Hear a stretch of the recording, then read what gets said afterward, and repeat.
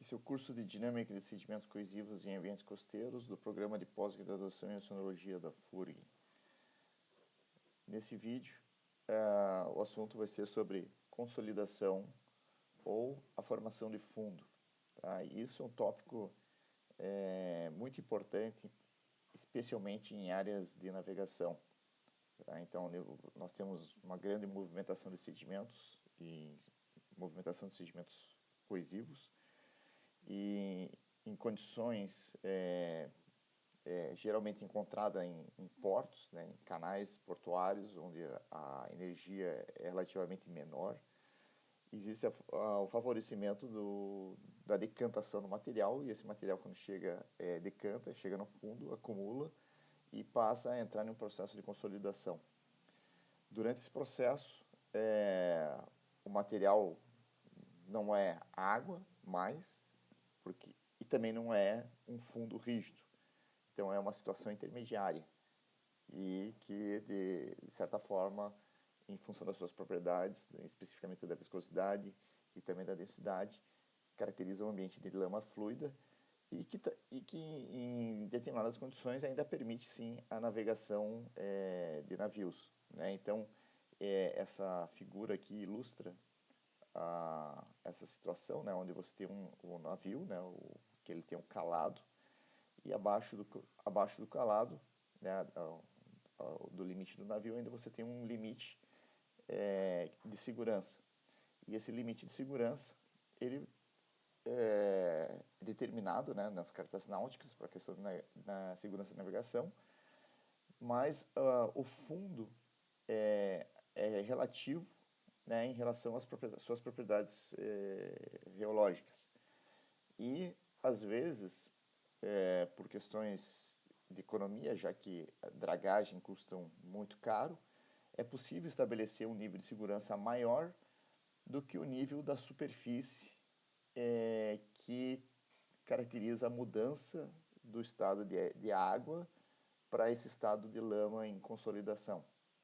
Né? Então, existem vários estudos, né, em vários portos do mundo que tentam identificar assim, qual é a profundidade de segurança e qual a característica do material em que é possível ainda fazer uma navegação segura.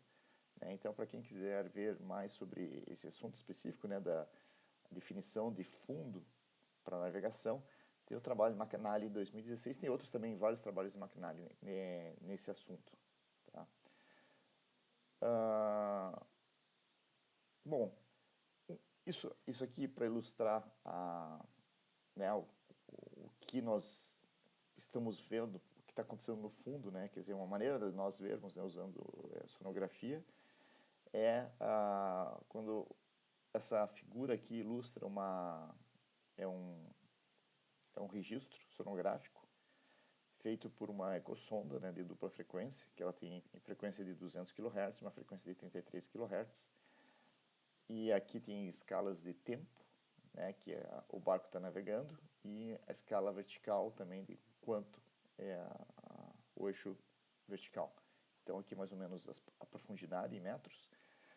E normalmente esse fenômeno, que é bastante observado em ambientes, em estuários e baías abrigados, né, zonas portuárias, o pessoal é muito comum observar em termos de dupla frequência, do que a gente chega o eco de 200, ele volta antes do que o eco de 33, e essa diferença que existe entre os dois aqui é um material que constitui então uma lama não consolidada, que pode ser fluida ou não necessariamente é uma lama fluida, né? Mas é em diferentes graus de consolidação.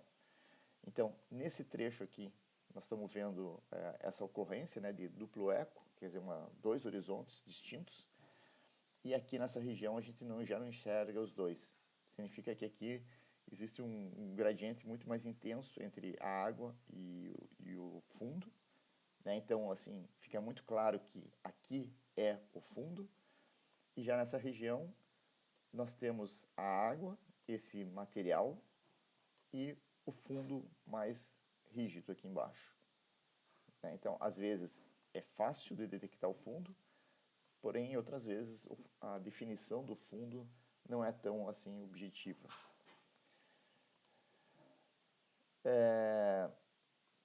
E também é importante diferenciar o comportamento de sedimentos grosseiros com o comportamento da lama.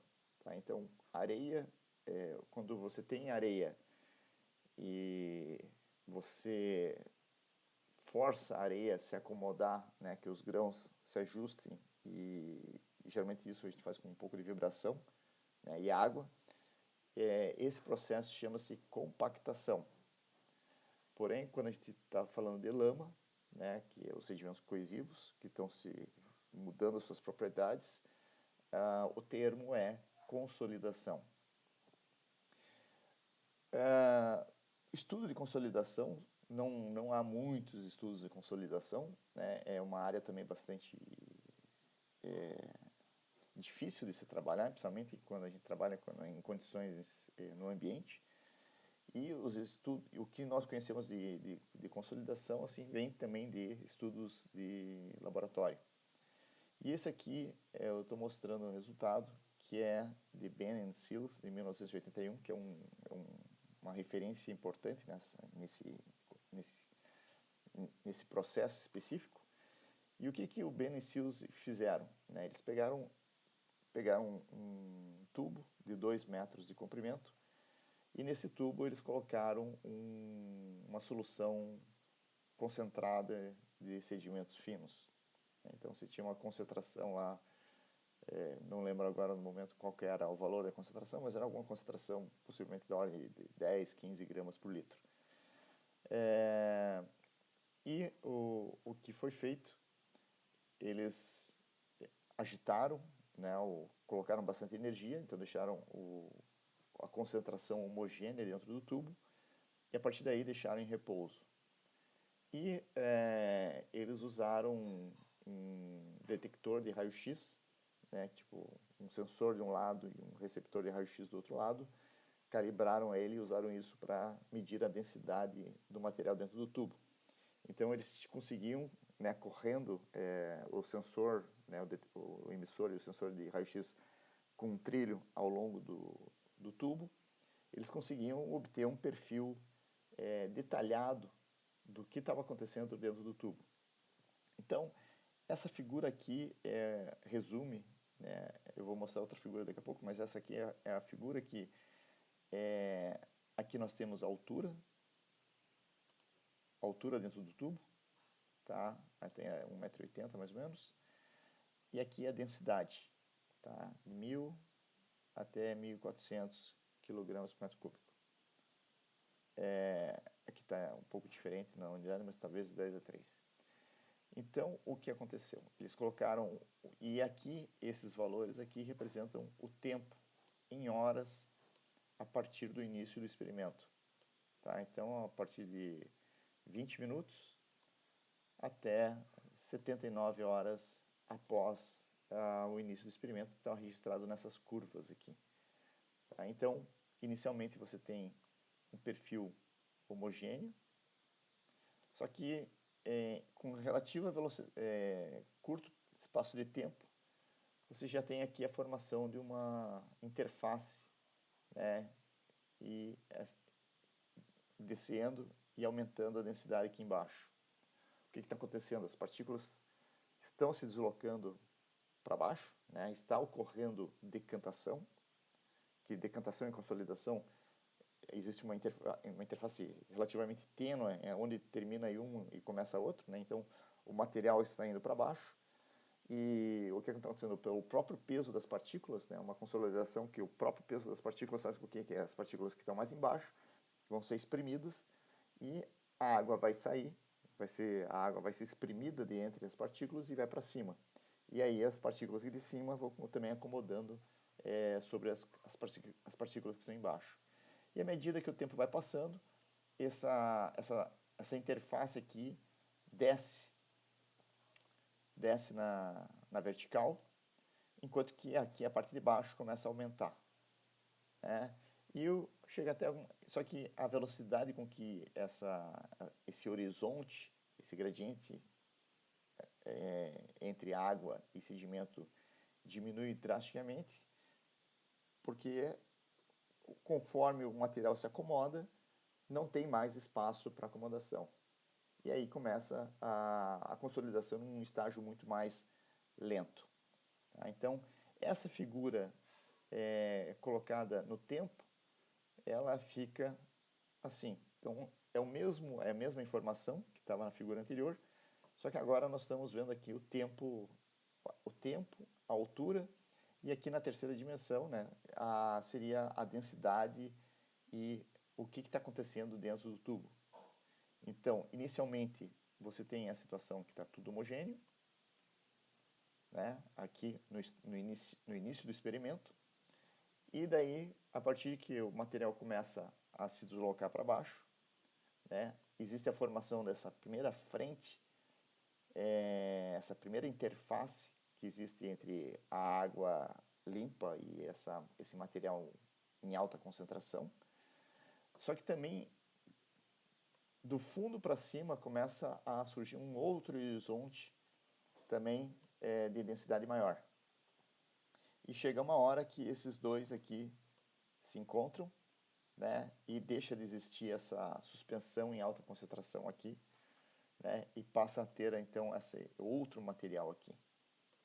E também, junto ao fundo, né, as partículas maiores que decantaram mais rapidamente chegaram antes ao fundo, e também sob o efeito do peso da coluna d'água e das partículas que estão sobre elas, existe a formação aqui de uma camada mais consolidada,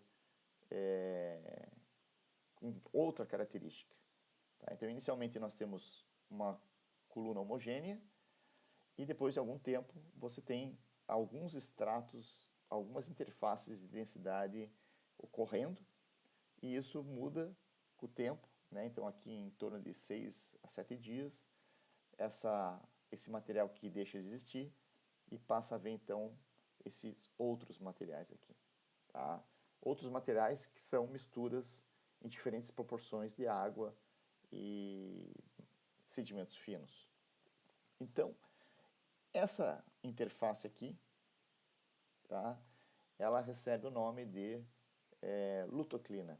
Tá? Então, o que é uma clina? Clina seria uma interface abrupta, não necessariamente abrupta, mas uma interface bem definida de propriedades. Né? Então, por exemplo, quando a gente tem uma interface de sal, é uma aloclina, uma interface de temperatura, uma termoclina, uma interface de densidade, uma picnoclina, e um gradiente e uma interface de sedimentos, concentração de sedimentos na água, isso é chamado de lutoclina.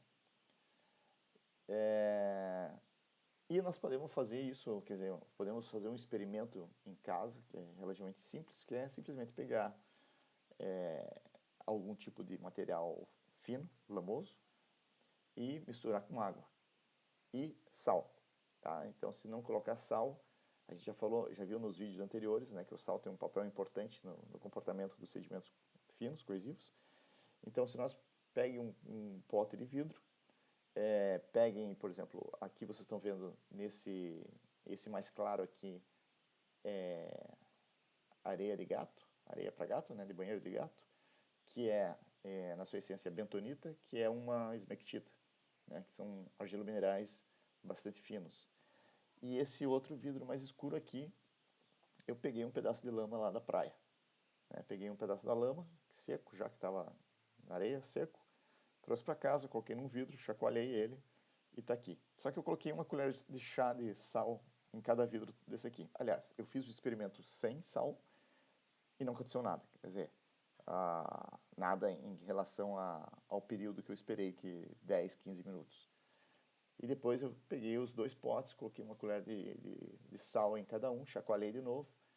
E isso aqui é o que acontece. Então, o que vocês estão vendo aqui na superfície dos vidros, né, isso aqui é logo após que eu chacoalhei os vidros e eles entraram em repouso, né, começa a formar então uma interface, que aqui já começa a dar para perceber que a água começou a separar aqui.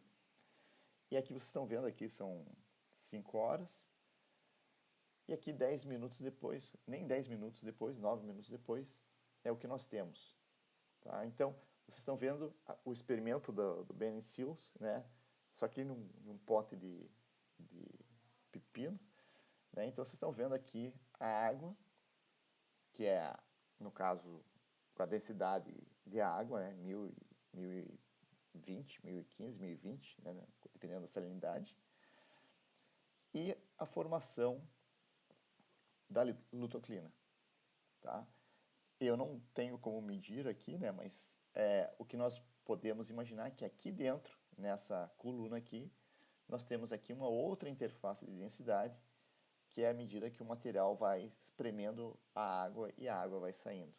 Então nós temos aqui aquilo que o Ben Sills registraram, né? Essa suspensão em alta concentração, a formação da lutoclina e uma formação de uma lama fluida ao fundo, está acontecendo aqui dentro dos potes também, né? Quer dizer, aqui no estágio inicial está tudo homogêneo, mas a questão de 10 minutos isso aqui aconteceu dentro do vidro. E é importante também de notar que a consolidação tem abordagens matemáticas para se aproximar, né, à consolidação, e para questões de simplificação, a abordagem matemática considera que a consolidação ocorre de uma maneira homogênea, mas o que acontece de fato é que durante o processo de consolidação da lama, não é homogêneo. O que acontece é a formação de pequenos canalículos, né, que ajudam e facilitam a saída da água durante o processo de acomodação. Tá? Então, a canalização ocorre, e vocês estão vendo aqui, aqui na de bentonita, nós estamos formando esses canaizinhos, né, que a gente está vendo na borda do vidro, mas esses canaizinhos ocorrem em todo o material, né? Eles não estão correndo somente aqui na borda, e esses canais, eles favorecem, né? Existe menos resistência da água, então esses canaizinhos aqui vão favorecer a saída da água, né, através dessa rede de canaizinhos que formam. Então, esse aqui é a solução de bentonita, e esse aqui ao mesmo tempo, né, cerca de 10 minutos depois, a areia, a lama da Praia do Cassino. Então vocês estão vendo aqui que duas lamas diferentes, com respostas bem distintas, tá? A massa mais ou menos grosseiramente próxima uma da outra, quando a quantidade inicial que eu coloquei, mas vocês estão vendo aqui que a formação das estruturas aqui são completamente distintas em função do tipo de material, do tipo da lama. Então, isso aqui é um experimento que vocês podem fazer em casa e observarem, né? Então, só para vocês... Aqui está a solução de bentonita. Isso aqui já faz mais ou menos 1 hora. E aqui a solução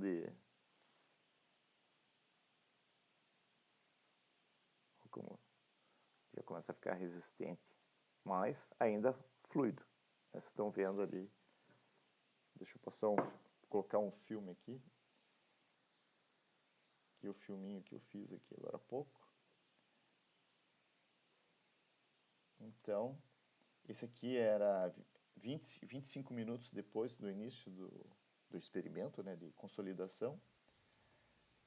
E é interessante que essa lutoclina é uma barreira física para transferência de propriedades. Assim como qualquer agregante de densidade produz uma barreira, a lutoclina também cria uma barreira. Então, você está vendo que ela é uma interface elástica. Ondas podem se propagar nessa interface, e é um material fluido, né? Não é um material sólido. Ele, com o tempo, ele vai adquirir menos elasticidade, vai adquirir menos fluidez, vai ficar ainda plástico, né? Mas isso vai ocorrer depois de um determinado tempo. Então, vocês estão vendo que se eu inclinar, a superfície inclina, né, por causa da gravidade, e eu posso criar uma perturbação e aqui pode haver uma onda. E, em função dessa onda, algum material pode ser ressuspendido novamente. Então, isso é o que acontece no fundo, né, de um estuário de uma baía. Quando as condições ficam calmas, o material deposita e um processo muito análogo ao que está acontecendo aqui nesses vidros ocorre também no fundo da baía.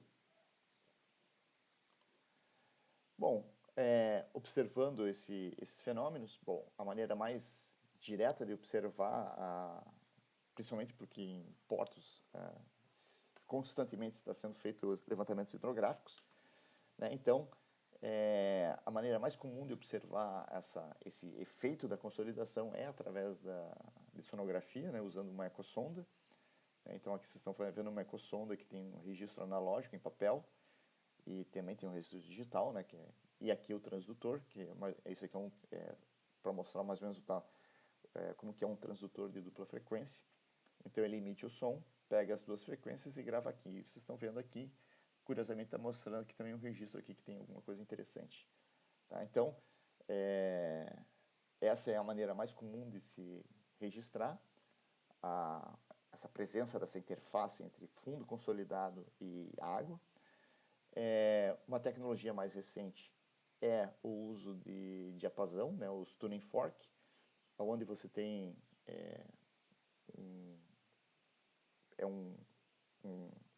uma peça que tem dois braços, um vibra e o outro vai sentir essa vibração e proporcional à densidade que existe entre os dois braços. Né? Então a gente chama um tipo de garfo, né, o tuning fork. E interessante que eu entrei na internet e vi também que isso é bastante utilizado na indústria para medir a densidade de fluidos em tubulações. Né? Então imagine que para passar óleo, para saber a bomba que tem que usar a energia que tem que ser aplicada, tem que saber a densidade por causa da viscosidade. Então isso aqui é utilizado na indústria também em tubulações. Especificamente para trabalhar em lamas em áreas de portos, em áreas costeiras. Eu encontrei esses dois aqui, esse aqui é o que a gente conhece mais, que é o Stema Density Tune, e esse aqui é o Mudbug, mas que fazem a mesma coisa. Eles têm aqui embaixo um diapasão, aqui dentro ele tem a parte eletrônica, e tem um sensor de pressão, talvez tenha o sensor de temperatura e outros sensores, parecido como se fosse um CDD, então se faz um perfil e consegue o perfil de densidade, identificar a camada de lama. Segundo McAnally, a maneira mais eficiente e mais direta de se observar a presença de fundos inconsolidados, né, em portos é o uso de técnicas nucleares através de raios gamas. Então, você tem uma fonte de raio gama e tem um detector de raio gama. Né? Então, ele funciona como se fosse um turbidímetro, um nefelômetro, só que em vez de usar luz, ele usa raios gamas. Então, essa aqui é a única foto que eu consegui encontrar, que está num artigo do McAnally. Né? Então, isso aqui é um guincho, um navio. Aqui eles estão baixando aqui. E essa peça aqui, legal.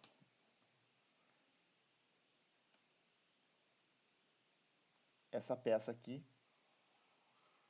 é o gama densímetro, que a gente chama, perfilador de densidade. Então ele tem essas duas hastes aqui. Em uma das hastes tem uma fonte de partículas. Essas partículas aqui viajam pelo meio e aqui você tem um detector de partículas. E daí a quantidade de partículas que passa é proporcional à densidade. Esse aqui é um outro tipo de medidor por raios gamas, que é por backscatter de raio gama. Então seria também como se fosse um turbidímetro de retroespalhamento óptico, só que esse aqui é de retroespalhamento de raio gama. E lembrando também que isso também é utilizado, as técnicas de medir densidade, elas são muito utilizadas também para segurança aduaneira e aeroportos. Então a bagagem e containers passam através de sensores de raio gama para identificação de materiais. Tá? Então são técnicas usadas amplamente. O problema do raio gama é a questão da segurança, né? Como você está usando partículas nucleares, o uso desse tipo de técnica é muito mais demanda de treinamento especial e segurança específica para usar essas técnicas, né? Enquanto que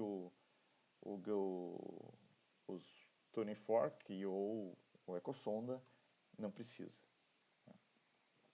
E aqui é só para mostrar um exemplo, né, de uso de ecosonda e do Densitune.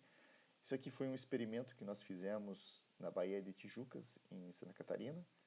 Então, vocês estão vendo aqui, essa aqui é a linha de costa da Baía de Tijucas. Fica um pouquinho ao norte de Florianópolis, né? Florianópolis está um pouquinho aqui ao sul. E nós fizemos uma campanha de um único dia, né?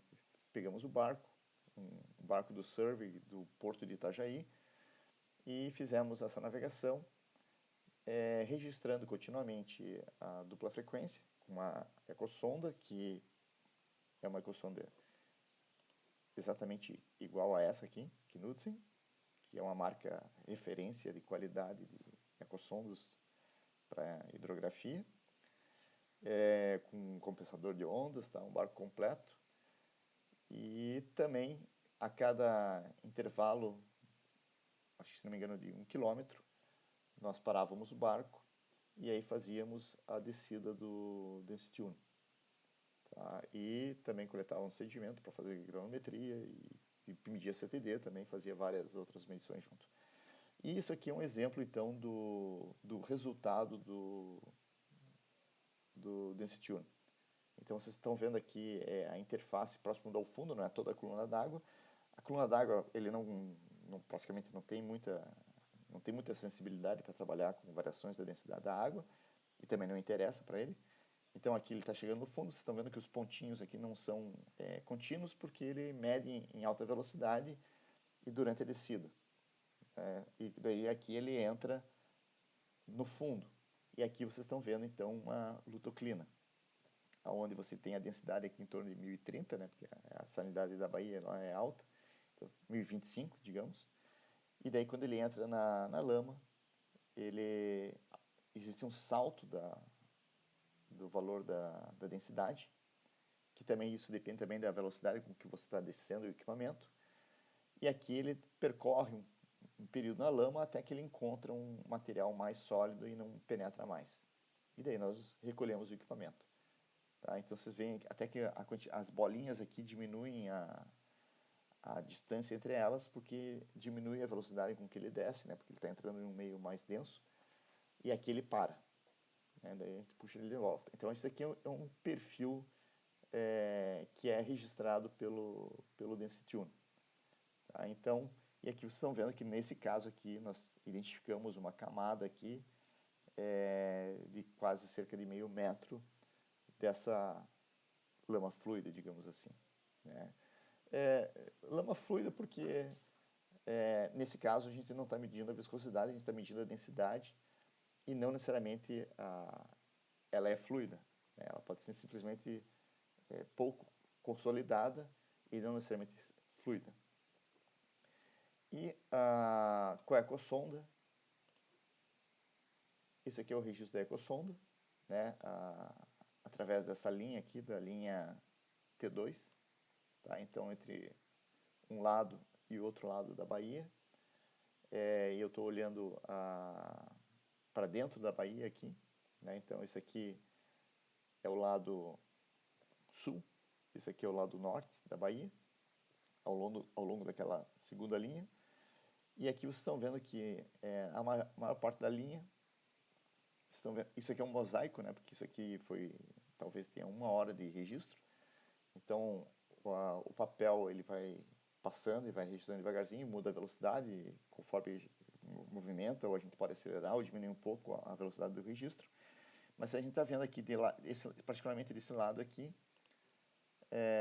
o eco é único. Né? Às vezes ocorre aqui um sub-eco de fundo, né? Mas assim, aqui é bem claro que aqui tem um eco único. E quando nós chegamos nesse trecho aqui, fica bem claro que houve há duas superfícies bem claras aqui. Né? Tem uma superfície aqui e uma outra superfície aqui. Tá? Então, essa distância entre uma e outra, nós estamos vendo aqui o eco de 200, e esse aqui é o eco de 33. Essa distância aqui, que no caso aqui também eu acho que é da ordem de meio metro, é esse material não consolidado, que nós podemos chamar de lama fluida. Mas também a gente pode pensar que se fosse lama fluida, esse material deveria estar escorrendo para cá, né? Porque existe um gradiente de nível. Se é realmente fluida, ela deveria estar escoando. Então, talvez seja lama inconsolidada, mas não necessariamente fluida. E aqui também está enxergando um pedacinho aqui, que também tem um duplo eco. Tá? Bom, o que nós vemos então com o Density Tuning é um perfil de densidade. O que nós vemos num perfil de sonográfico como esse é impedância acústica, né? São horizontes que produzem eco. Então nós não vemos a mesma coisa com essas duas técnicas. Tá? E aqui a gente compara o resultado das observações com a sonografia, do lado de cá. Isso aqui é a sonografia com a ecossonda, né? Tá aqui, ó, a ecossonda. E aqui com o densímetro, com o Density Tuning. Então aqui são os pontos onde nós temos as medições com o Density Tuning, que é uma quantidade considerável de pontos. E aqui nós temos os perfis contínuos da sonografia. E então, pegando a distância entre os dois horizontes, essa distância aqui, isso foi pego manualmente, tá? Então alguém foi ali e digitalizou a linha de 200, depois digitamos a linha de 33, e assim a gente conseguiu capturar a distância, a diferença de altitude de uma e outra. Então nós podemos, pela coordenada, fazer um gráfico como esse, né? Então esse aqui é uma distribuição horizontal da diferença entre o eco de 33 e 200. E aqui mostra bem coerente uma mancha coerente, né? Que você não vê que ela não é caótica, né? Ela está bem assim coerente com várias linhas, né? Então não é uma única linha, mas várias linhas estão sugerindo a ocorrência aqui de uma área de maior espessura de material não consolidado, né? Chegando aqui até quase mais de meio metro. E isso aqui é o resultado do Density Tuning, né? Então, em alguns locais, né? Então vou marcar aqui, em alguns locais, por exemplo, aqui, existe uma concordância, né, do que um e o outro estão dizendo. Aqui também. Então existe uma concordância entre o que o Density Tuning e a dupla sonografia nos dizem. Mas aqui já é diferente, né? Aqui não tem nada de duplo eco, e aqui está me dizendo que aqui tem lama fluida, o densímetro. E aqui também, né? Então aqui está diferente, aqui não tem nada, ou tem muito pouco, e aqui tem bastante. Tá? Então, isso aqui é só para demonstrar que as técnicas diferentes fornecem coisas diferentes. Daí a dificuldade é interpretar exatamente por que está acontecendo isso. Então, como isso aqui foi um levantamento exploratório, né, foi para medir a distribuição das propriedades do fundo na Baía de Chucas, nós não temos informações adicionais. Mas uma investigação mais profunda requeriria instalar algum tipo de equipamento, obter alguns testemunhos aqui, para a gente poder explorar um pouco mais o porquê que está acontecendo essa diferença de um lado com o outro lado, com o decímetro com a ecossonda. Então, mas isso aqui é só para mostrar que técnicas diferentes produzem resultados diferentes.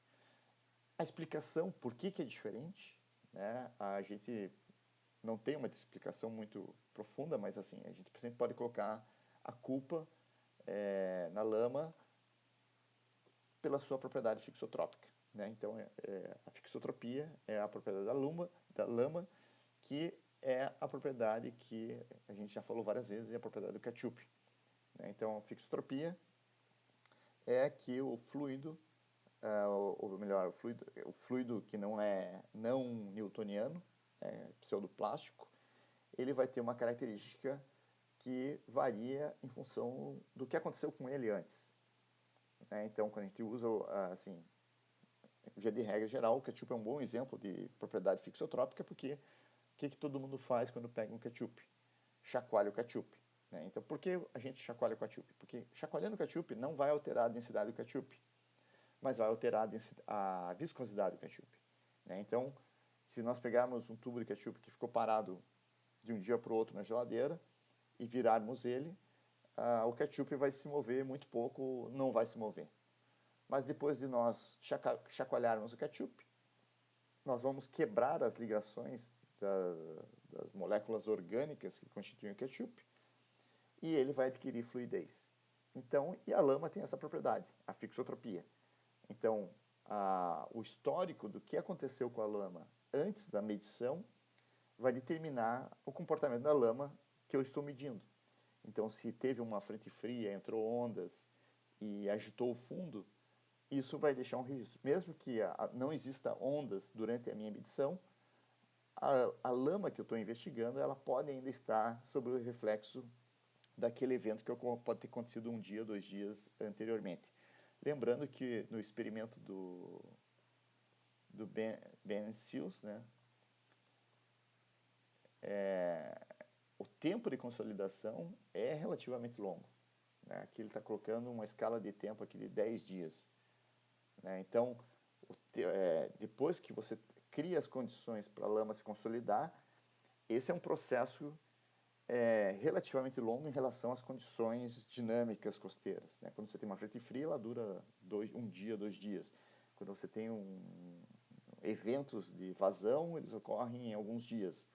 Mas o efeito de consolidação leva um tempo relativamente longo em relação aos processos dinâmicos meteorológicos e de marés, né? É um tempo curto em relação a processos anuais e decadais, mas em termos de dinâmica costeira, é uma escala de tempo longa. Então, se você tem uma frente fria, ondas vão causar o processo inverso à consolidação, que seria a fluidilização, e dias depois da frente fria, a lama ainda vai estar em processo de consolidação. É uma relação bastante dinâmica. Então, hoje o vídeo era sobre isso e lembrando, né, que uma das propriedades mais importantes da lama é a fixotropia e lembre do ketchup para lembrar do que significa fixotropia.